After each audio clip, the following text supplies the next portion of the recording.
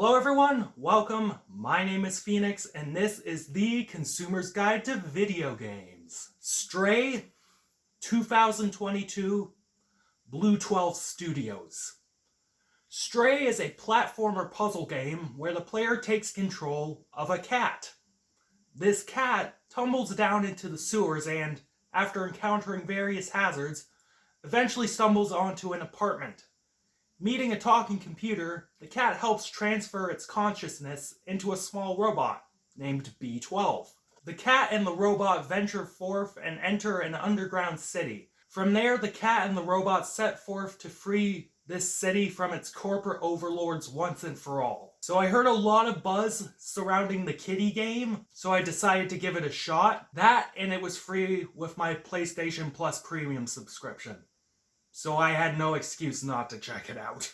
I gotta say, this was very fun. It was an adorable and relaxing experience. The strengths of this game lie in its storytelling and world building, I feel.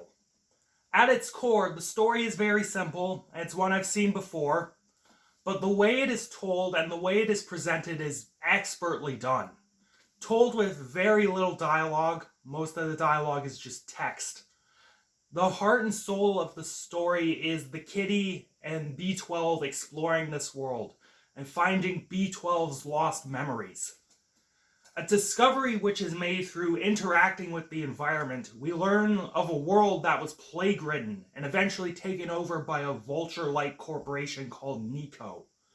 The world devolving into a police state that is also ridden with carnivorous creatures called Zerks.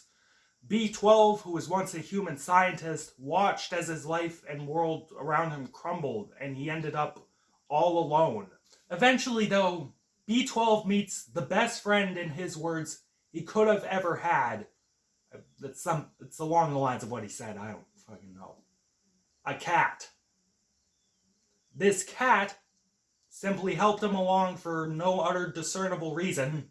And these two bonded and fought with a group of AIs that led them to opening up the city to the outside world again, which, if you paid attention at the beginning, was completely safe. The final moments of the game, with B12 sacrificing himself to open the city and keep the kitty safe, was very touching. The moment where the kitty laid down with his fallen friend, like the loyal companion he was, tugged at my heartstrings. The art design of the game is also a very strong aspect. The underground city, made up of a poverty-stricken slum and a section that resembled a city in China or Japan, was beautifully designed. There was so much detail and imagination put into everything about those locations.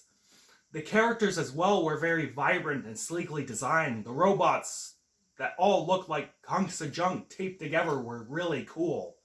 It kind of reminded me of something like WALL-E.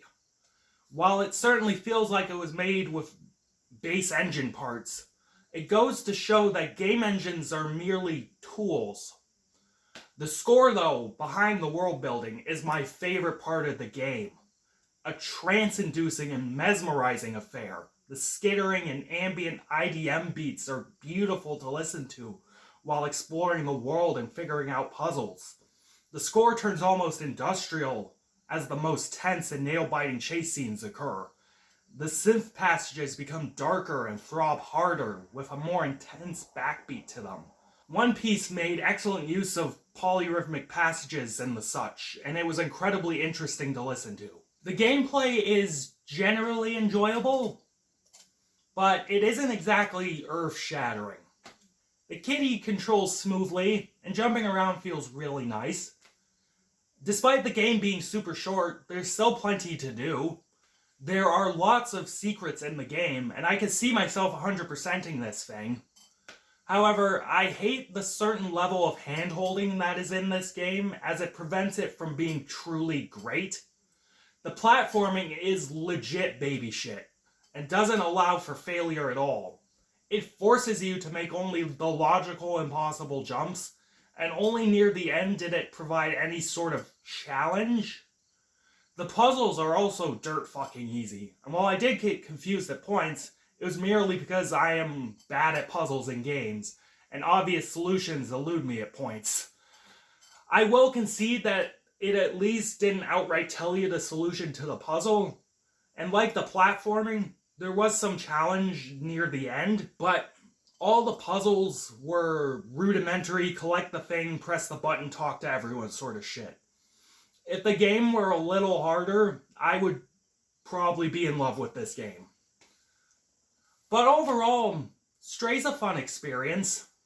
While not hard in any respect, its story, its characters, and the beautiful visuals and score will keep you hooked. The kiddie game is cute. What more do you want me to say? Play if you like cats. Fuck off. I'm feeling a 7 to a 7.5 on this one. It's closer to a 7 than a 7.5, because... yeah. But the score and the story are really great. Yeah. Catch you later, guys.